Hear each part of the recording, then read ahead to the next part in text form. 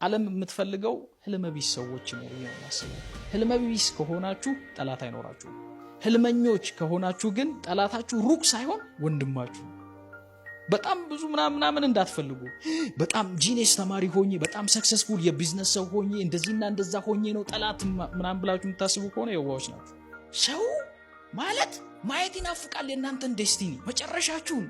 በነገራችን ላይ መጨረሻችሁን ማየት የሚፈልገው የሰው ጎረቤታችሁ፣ ወንድማችሁ፣ እህታችሁ፣ እናታችሁ፣ አባታችሁ፣ ዘመዳችሁ አብሮ የሚሰራው ምናምን ሲሳካላችሁ እንደ ከዋክብት ስደምቁ እንደ ሰንደቅ ዓላማ ከፍ ብላችሁ ስትውለበለቡ ብቻ ለማየት የሚናፍቀው።